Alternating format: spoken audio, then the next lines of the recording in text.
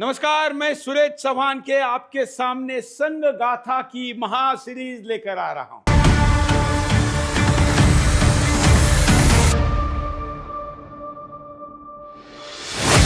संघ गाथा में आपका बहुत बहुत स्वागत है।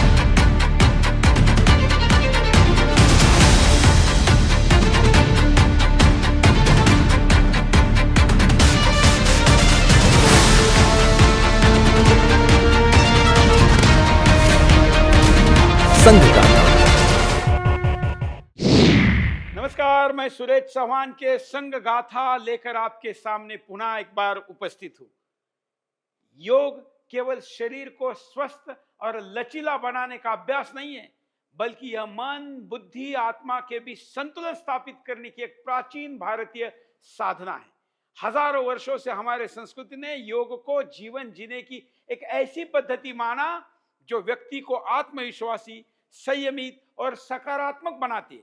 आज पूरी दुनिया जिस योग को अपना रही है, उसकी जड़ें भारत की सनातन परंपरा में निहित है। ये इसलिए बना रहा हूं क्योंकि आज मैं आपके सामने स्वयंसेवक या संघ से जुड़े लोगों की दिनचर्या इस भाग को लेकर आया। मैं समय हूं। मैंने युगों को बदलते देखा है, सभ्यताओं को बनते और बिखरते देखा है, शक्ति के अहंकार को भी देखा है और आत्मबल की विजय को भी। मैंने देखा कि जब मनुष्य ने स्वयं को जीतना सीखा, तभी उसने संसार को दिशा दी। यही भारत की उस सनातन परंपरा का संदेश है, जिसने योग को केवल शरीर को स्वस्थ रखने का साधन नहीं, बल्कि जीवन को संतुलित, अनुशासित और जागृत बनाने का मार्ग माना। योग शरीर, मन, बुद्धि और आत्मा के समन्वय का विज्ञान है, और ध्यान उस विज्ञान की गहराई है जो व्यक्ति को स्वयं से जोड़ता है। आज जब दुनिया तनाव और असंतुलन से जूझ रही है, तब भारत की यह प्राचीन साधना विश्व को नई दिशा दिखा रही है।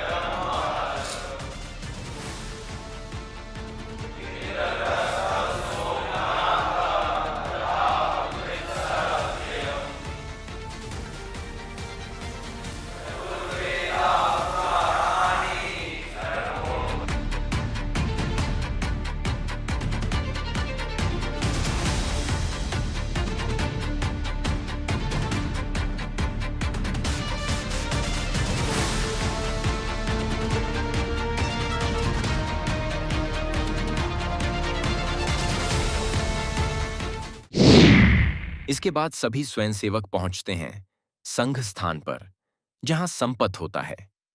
संपत का अर्थ है सभी स्वयंसेवकों का एक स्थान पर एकत्र होना।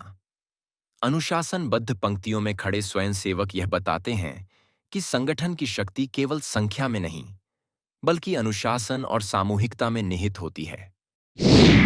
राष्ट्रीय स्वयंसेवक संघ की कार्य पद्धति में व्यक्ति निर्माण को सर्वोच्च प्राथमिकता दी जाती है और इसी उद्देश्य से योग, प्राणायाम, व्यायाम तथा अनुशासित दिनचर्या पर विशेष बल दिया जाता है। संघ का मानना है कि स्वस्थ शरीर, संतुलित मन और दृढ़ चरित्र वाला व्यक्ति ही समाज की निस्वार्थ सेवा कर सकता है और इसलिए योग को केवल शारीरिक अभ्यास नहीं, बल्कि व्यक्तिगत और व्यक्तित्व निर्माण के एक महत्वपूर्ण माध्यम के रूप में देखा जाता है। मैं भारत माता हूँ, सदियों से समय की हर करवट को देखती आई हूँ। मेरी पहचान केवल पर्वतों, नदियों और सीमाओं से नहीं, बल्कि उन जीवन मूल्यों से है जिन्होंने मानवता को जीने की कला सिखाई।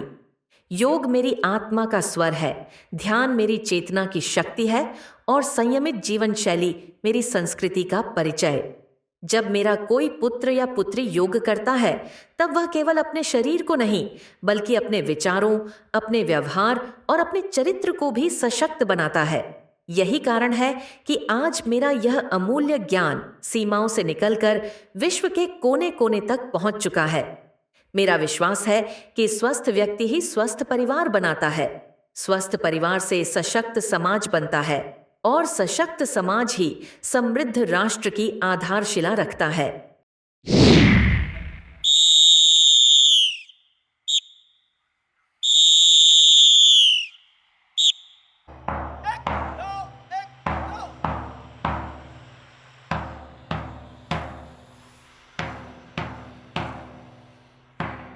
आगे बच्चा बस बच्चा बोल रहा हूँ, आगे बच्चा।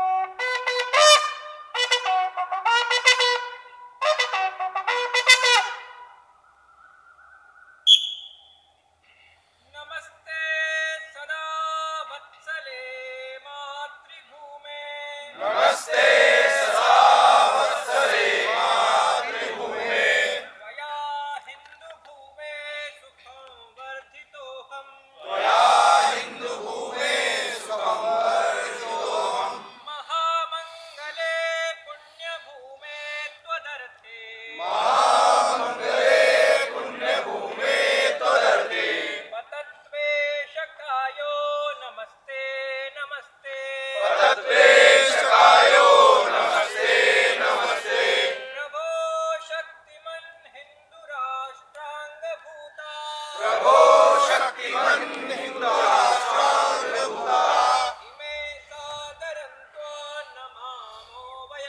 इमे सादरन्त्वा नमामो वयम्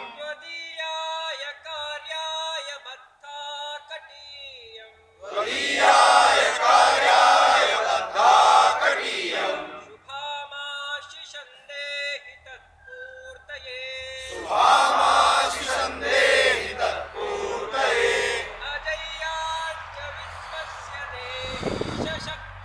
अजय्याच्च विश्वस्य देहि च शक्तिम् सुशीलं जगत्येनं भवेत् श्रुतं चैव यत्कण्ठसाधेन मार्गम् स्वयं श्रीकृतन्नः सुतं कारयेत्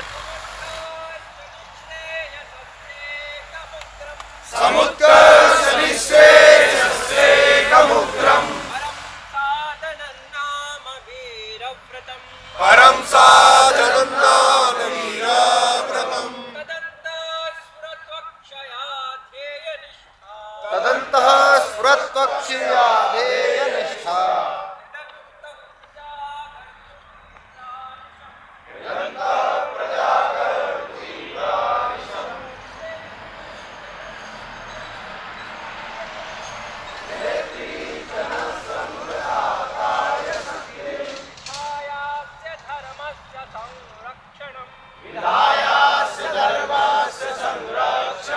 परं वै भवन्ने तुमे तत्स्वराष्ट्रम्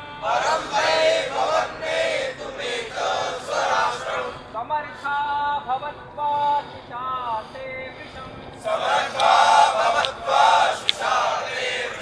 भारत माता की जय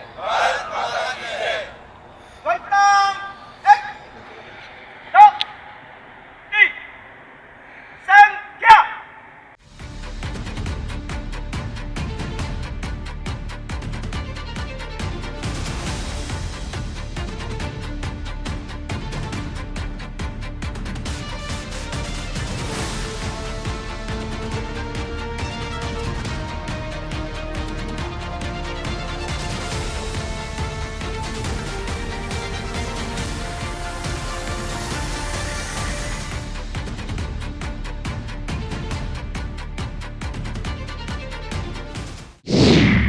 संघ शिक्षा वर्ग में भारत की प्राचीन परंपराओं को भी उतनी ही श्रद्धा से अपनाया जाता है। सूर्य नमस्कार और योग के माध्यम से स्वयं सेवक अपने शरीर, मन और आत्मा को संतुलित करने का अभ्यास करते हैं। यह वही योग परंपरा है जिसने भारत की आध्यात्मिक शक्ति को पूरी दुनिया में पहचान दिलाई है। ध्यान का अर्थ केवल कुछ समय के लिए शांत बैठ जाना नहीं है, बल्कि अपने मन को स्थिर करना, विचारों को स्पष्ट करना और आत्म संयम विकसित करना भी है। जब व्यक्ति अपने भीतर अनुशासन, धैर्य, एकाग्रता का विकास करता है, तब उसके निर्णय अधिक प्रभावी होते हैं और उसका सेवा भाव भी अधिक मजबूत बनता है। यही कारण है कि भारतीय परंपरा में ध्यान का आत्मविश्वास का एक महत्वपूर्ण संबंध है, बल्कि साधन है। मैं भगवा ध्वज हूं। मैं मात्र एक रंग नहीं, मैं युगों की तप परंपरा का प्रतीक हूं। मैं उन अनगिनत बलिदानों की लौ हूं जिन्होंने इस भूमि को अक्षुण्ण रखा। राष्ट्रीय स्वयंसेवक संघ ने मुझे गुरु मानकर व्यक्ति निर्माण की अपनी यात्रा प्रारंभ की। संघ की शाखाओं में योग, सूर्य नमस्कार, प्राणायाम और अनुशासित दिनचर्या को केवल शारीरिक अभ्यास नहीं, बल्कि चरित्र निर्माण और आत्म संयम के साधन के रूप में देखा जाता है। संघ का मानना है कि जब व्यक्ति स्वस्थ, सजग और संस्कारित होगा, तभी समाज संगठित होगा और राष्ट्र अधिक सशक्त बनेगा। विविध भाषाओं, परंपराओं और क्षेत्रों में रहने वाले लोगों को सेवा, अनुशासन और सांस्कृतिक चेतना के सूत्र में जोड़ने का प्रयास संघ अपनी शाखाओं और सामाजिक कार्यों के माध्यम से करता है। इसी व्यक्ति निर्माण से और समाज निर्माण से राष्ट्र निर्माण का विचार आगे बढ़ता है।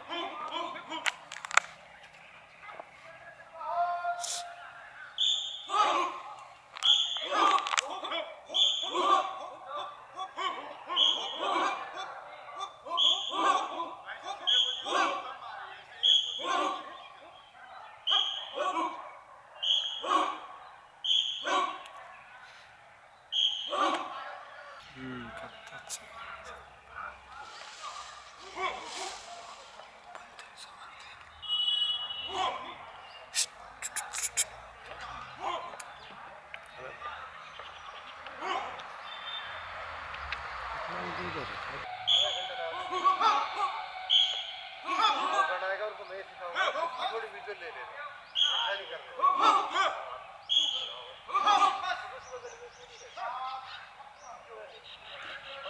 है गणवेश पहनने की शाखा काम से होती है ना, कार्यक्रम होता है बाहर।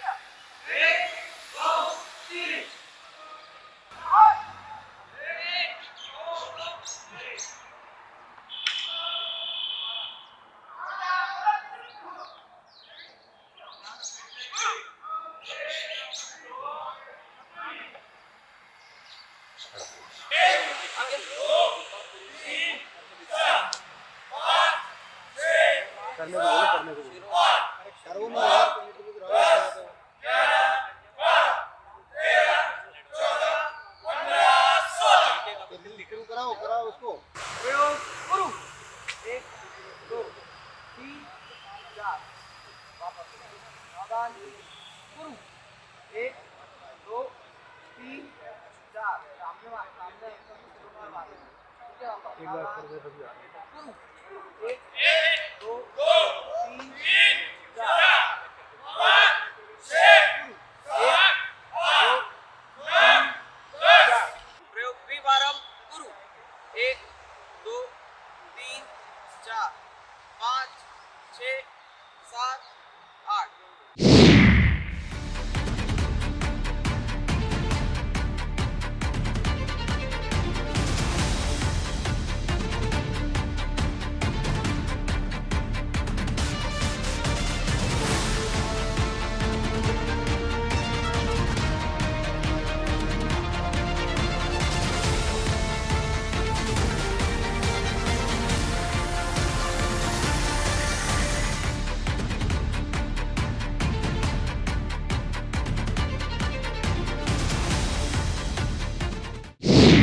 आज के समय में तनाव, अनियमित दिनचर्या और भाग दौड़ भरी जीवन शैली ने स्वास्थ्य और मानसिक संतुलन दोनों को चुनौती दे दी है।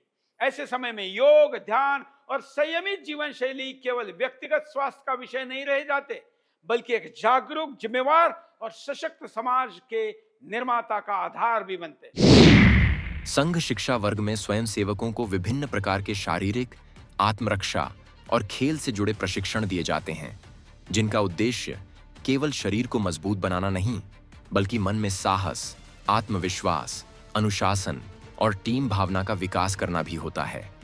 खेलों के माध्यम से स्वयंसेवक आपसी समन्वय, नेतृत्व क्षमता और प्रतिस्पर्धा की स्वस्थ भावना सीखते हैं। इसी क्रम में नियुद्ध का अभ्यास कराया जाता है, जिसका अर्थ है बिना किसी हथियार के आत्मरक्षा की कला। इसमें स्वयंसेवकों को सिखाया जाता है कि कठिन परिस्थितियों में धैर्य, संतुलन और साहस के साथ शत्रु का सामना कैसे किया जाए। इसके साथ ही दंड अभ्यास और दंड प्रहार भी संघ की महत्वपूर्ण परंपरा का हिस्सा है, जहां दंड को केवल एक लकड़ी नहीं, बल्कि अनुशासन और शक्ति के प्रतीक के रूप में देखा जाता है। स्वयंसेवकों को दंड को सही ढंग से पकड़ना और आवश्यकता पड़ने पर आत्मरक्षा के लिए उसका उपयोग करना सिखाया जाता है। इस परंपरा को और सुदृढ़ करने के लिए हर महीने की 16 तारीख को दंड प्रहार दिवस भी मनाया जाता है। इसके अलावा यष्टि प्रशिक्षण के माध्यम से स्वयंसेवकों को यह सिखाया जाता है कि अचानक आने वाले संकट या हमले के समय किस प्रकार कौशल, सजगता और संयम के साथ अपनी रक्षा की जाए। इस प्रकार ये सभी प्रशिक्षण मिलकर स्वयंसेवकों के भीतर शारीरिक क्षमता के साथ साथ मानसिक दृढ़ता, निर्भीकता और सहयोग की भावना का विकास करते हैं। जब व्यक्ति स्वयं स्वस्थ, अनुशासित और सकारात्मक होता है, तभी वह परिवार, समाज, राष्ट्र के विकास में अपनी सामर्थ्यशाली निर्णायक भूमिका निभाता है। मैं समय हूं। समय बदलता है, चुनौतियां बदलती हैं, लेकिन जो राष्ट्र अपनी जड़ों से जुड़ा रहता है, वही भविष्य का मार्ग प्रशस्त करता है। योग केवल आसनों की श्रृंखला नहीं, बल्कि आत्मविश्वास, संतुलन और सेवा का संस्कार है। ध्यान केवल मौन नहीं, बल्कि भीतर की शक्ति को पहचानने का माध्यम है। और अनुशासित जीवन शैली केवल व्यक्तिगत सफलता का मार्ग नहीं, बल्कि राष्ट्र के उज्जवल भविष्य की नींव भी है। जब व्यक्ति स्वयं को साध लेता है, तब समाज संगठित होता है, और संगठित समाज ही राष्ट्र को नई ऊंचाइयों तक ले जाता है। यही भारत की सनातन चेतना का संदेश है, जो आज भी उतना ही प्रासंगिक है जितना हजारों वर्ष पहले था। योग से व्यक्ति, व्यक्ति से समाज और समाज से राष्ट्र, यही एक सशक्त, समरस और आत्मविश्वासी भारत की यात्रा है। आज के एपिसोड में मैंने आपके सामने दिनचर्या में योग, ध्यान और साधना का महत्व बताने वाला एपिसोड प्रस्तुत किया। संघ के इस दृष्टिकोण को कोई नहीं बताता, क्योंकि संघ के निंदक, टीका करने वाले या विरोधी संघ के उस पार्ट को बताते हैं जो पार्ट की सच्चाई आप तक पहुंचती ही नहीं। आज के एपिसोड में इतना ही।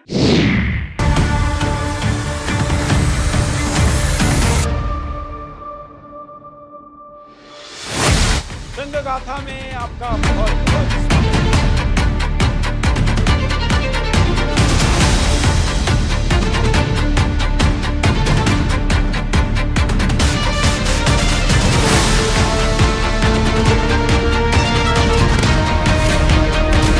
संघ का